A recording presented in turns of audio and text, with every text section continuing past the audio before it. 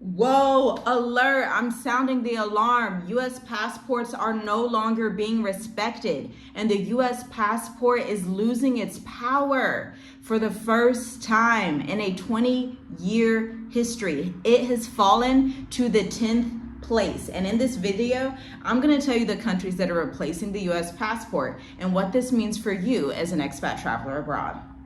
So listen. If you are under the impression that a US passport was your global key, you may want to think that sentiment again, because we're witnessing a seismic shift. Countries are stepping back, and increasingly travelers are being denied, and they are not experiencing the welcomes or dignity that they once had when they crossed global checkpoints. What used to be, yes, come on into our country, is now, you're an American? I don't know if we really want you here. In fact, on the African continent, I can tell you, countries like Namibia used to be visa-free for Americans, but for Americans, Namibia is no longer visa-free. And this sentiment is not just going to stop in 2026. Obviously, it's going to continue. And so it's going to be wise for you to know which countries are neutral, which ones you can still live in and live your best life and have a fair amount of living that's not based on corruption or any type of weird indicators that are going on politically behind the scenes. Because while we understand the US is fallen and is one of the most horrible nations on the face of the earth for the global south, us as Americans, we still have a blue passport though. And so it's still important for us to go to places where we're actually going to be treated well. So listen, according to the Henley Passport Index, the US has fallen to the 10th place, its lowest ranking in the index's 20-year history. This is coming from Business Insider. And you should understand, the US travelers now have visa-free access to only 182 destinations, which is a far contrast from the 4 fewer from the years before, okay? Now, if you wanna know the countries that are actually topping the US, I think it's really interesting because about 2 or 3 of these countries actually have like freelance permits for those of you who are in America and have been looking to get second dual citizenships that are somewhere else. Singapore #1, then Germany, Italy, France, and Japan all surpass the US on mobility travel. And just so you know, like France and Germany and Italy has a digital nomad visa. France and Germany have freelance and digital nomad visas. Japan's visa situation is a little iffy though. They do like a 6-month digital nomad visa. And so if you are someone that wants long-term residency somewhere and you want to get a second passport or just a second residency, Japan may not be the best bet because you'd probably have to work in Japan regardless. You could still travel there and enjoy your time. But listen, this decline reflects more than lost privilege. It signals a loss of diplomatic influence and reciprocal trust. America is no longer the default choice for many travelers, okay? Because people don't trust it anymore. And for many countries, they don't even want to go there on vacation, as we discussed in the last video that I did yesterday. You should check that out. By the way, we're 3 minutes and about 30 seconds into the video.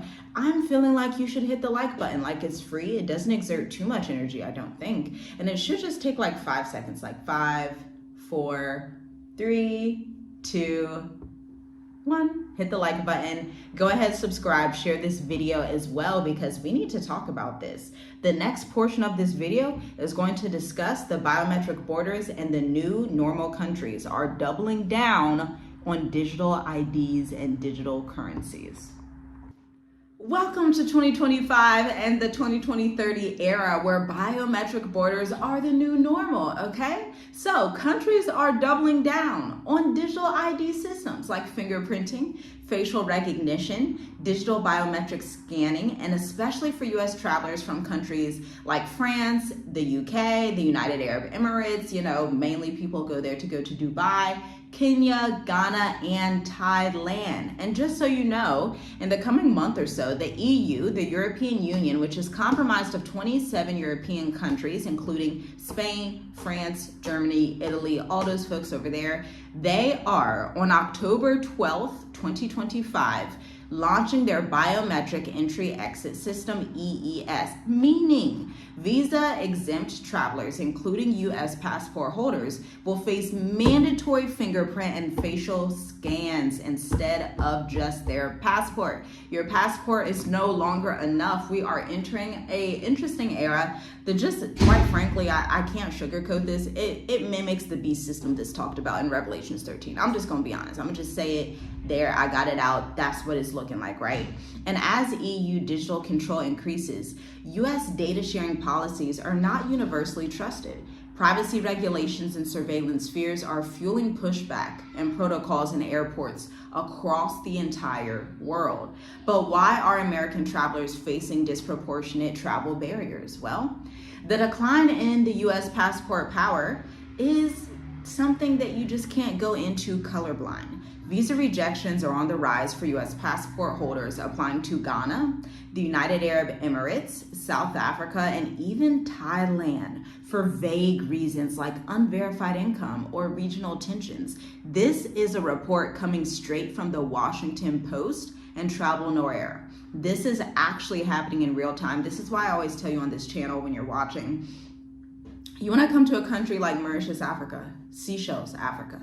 You want to maybe try Botswana. You want to try these countries that people don't think about. They're not the most popular, but they are welcoming. It's super important to be in a place that's welcoming. We covered this last night in the State of the Diaspora. For those of you in America, that was your afternoon, but for us, it was last night. For you, it was in the afternoon. But we cover why you can't just go in blind to these places. And most of the content you see on YouTube from previous expats, travelers, people, whether they went to certain regions in Africa or if they went to certain regions in the Middle East, understand, unless they're posting content and they are in this realm consistently serving clients and they are consistently on the ground networking, figuring out what's happening, then a lot of that information is outdated, okay? That is why we have the 90-minute intensive, the State of the Diaspora, so we can bring you the most new information. And a lot of times, quite honestly, we will have clients in the State of the Diaspora who have traveled to certain places before, and they will give you their experience. One of our clients, Claudia, did that last night. A few people had questions about, hey, can I bring my pet to Mauritius? And she's like, hey, I can answer the question. We actually decided not to do it because it was going to be a lot of paperwork and things of that nature. And so it's almost like, how do I want to word this? You cannot afford to not be in the know and in the right settings with people that actually understand the practical and tactical knowledge that it takes to live outside of America for 5 years plus, especially if you have multiple children, especially if you have a parent of retirement age, especially if you are somebody's parent who is of retirement age. That doesn't want to do a retirement visa that you're going to have to renew every 2 years when you could get one here in Mauritius. If you're over the age of 50 and make $1,500 per month in your pension, they will allow you to go ahead and process your retirement residence, and it will be for 10 years. These are the conversations that people do not talk about. These are the things that need to be discussed, because as certain countries are closing down for Americans, other ones are opening up, but they're not on the forefront, of course. And then now we need to even talk about Mexico's expat purges, because again, we know that Mexico has been going wild. Not the whole country, but a certain city has basically been purging their US residents that were there, okay? So they were seeing increased surveillance demands, visa denials, and unpredictable residency limits. On top of, they were actually going through and like destroying businesses down there, saying, hey, you have to get out of Mexico if you're an American. And for me, I can't speak for everybody, but for me, I don't want to be in a country that does protest nonstop. I just don't. I don't want to do it. I'm not going to do it. I was born in a country like that. They protest every other month. You can find a protest in America, and it's much better to come somewhere that has that high safety and peace index, okay? Because listen, for your diaspora strategy, you need a global pivot that's in motion. And so you may be thinking, okay, what are savvy expatriates doing? Well, I can say some expatriates are choosing Caribbean citizenship by investment. They feel like that's a better route.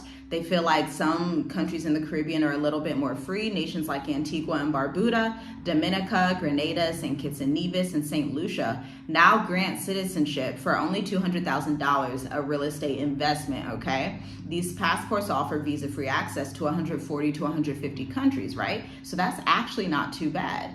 And then your next option, my favorite option if you are someone under the age of 50, is freelance and nomad visas, residencies, okay? Countries like France, Germany, South Korea, and several East African nations now offer digital nomad visas or freelance permits, legal labels that grant months to years of residency. France, in particular, has become a hub for remote workers, educators seeking legitimacy, as long-stay visa processing continues to grow.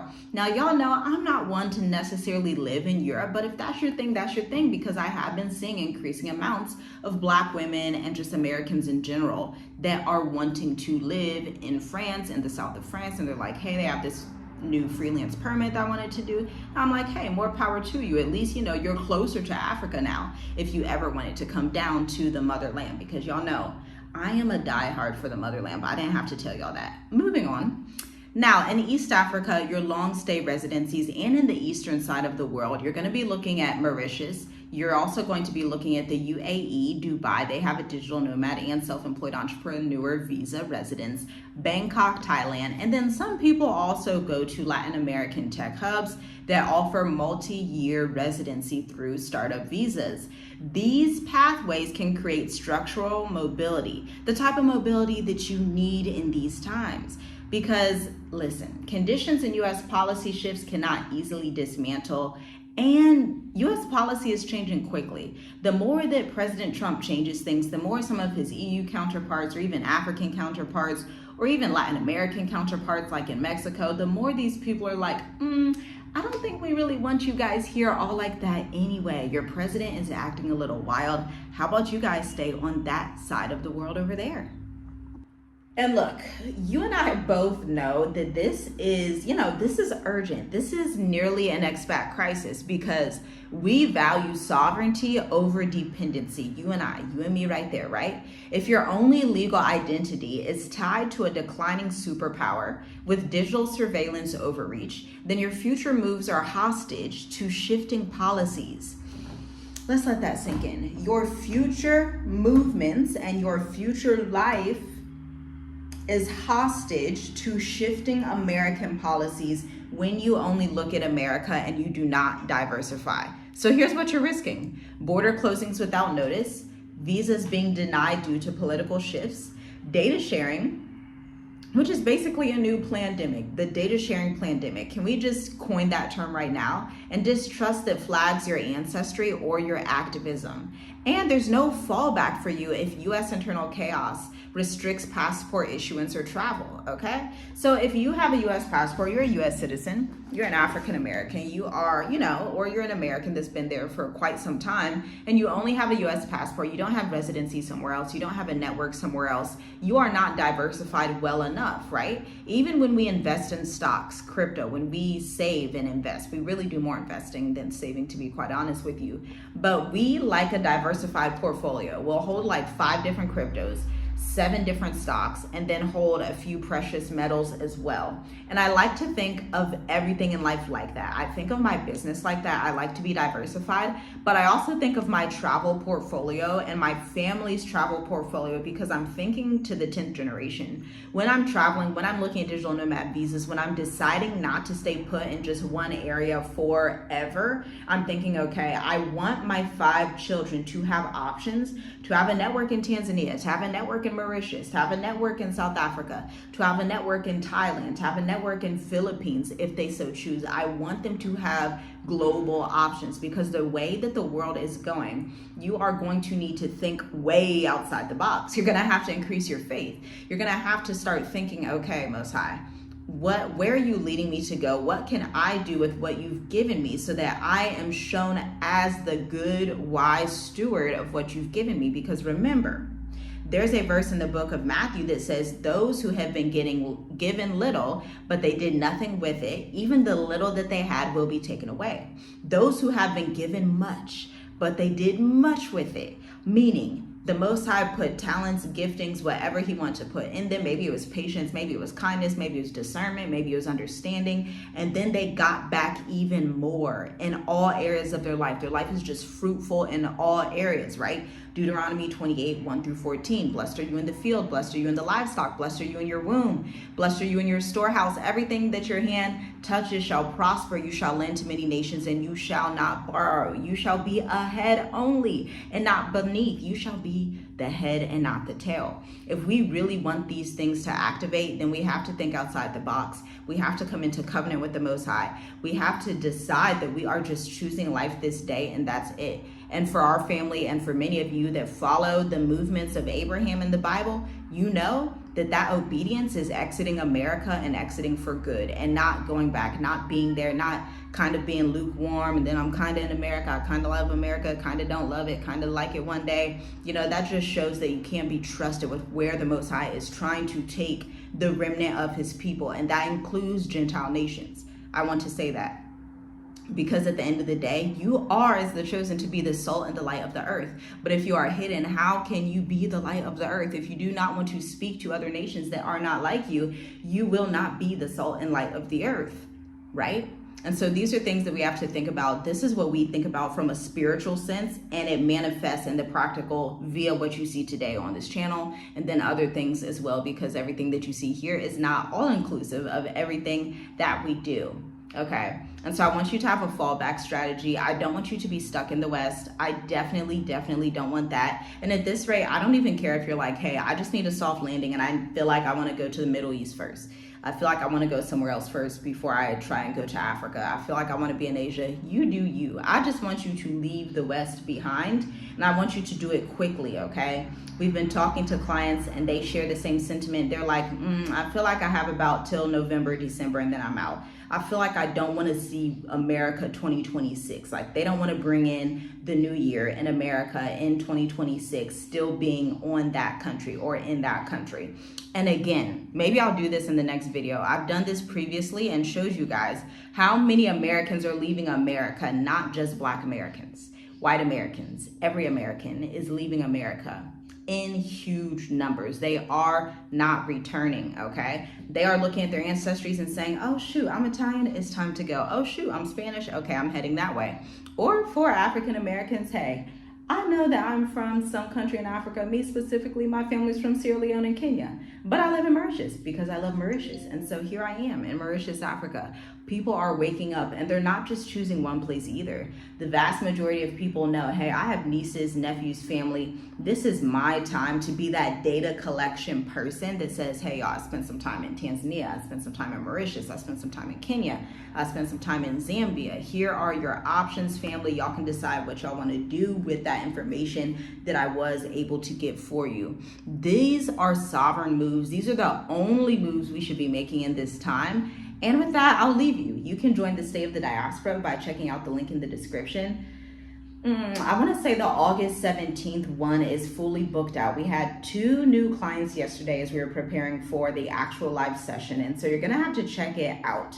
So you may have some spots available in the August 31st session. Now understand, every single State of the Diaspora is at 2 p.m. Eastern, so just be aware of that. Make your plans, but recordings are also available within 48 hours for those of you that do not attend live. I will see you in the next video. Shout out to our 32 new clients in the State of the Diaspora over the past few editions. You guys are awesome. Some of these guys, they're already in Africa. Some of them are already in Asia. They're already just traveling. It reminds me quite honestly of 2020. In 2020, we saw such a surge of people calling us like, hey, I want to travel. What do I do? Hey, I want to get out. I want to get out. And when I say like a surge of people, I mean, we were talking on consultations to people, maybe 5 people in a month at least, sometimes even more than that, sometimes 2 in a day. And so it's looking like that time again. People can feel what's going on. And I'm not even in America, and I'm just trying to like kind of read the news and read between the lines and talk to some of my friends, and they kind of tell me what's going on.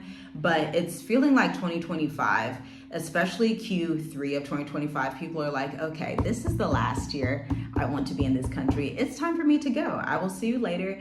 I may be back or I may not be back. That's your choice. That's your decision. But either way you choose, be blessed in it. Because listen, You just want to live your best life, your dream life outside of America. Live your dream life in Africa. That's what I want you to do. Increase your faith, increase your discernment, get in the scriptures, and do whatever needs to be done to fulfill the divine mission that the Most High has called you to. Shalom, shalom. I'll see you in the next video.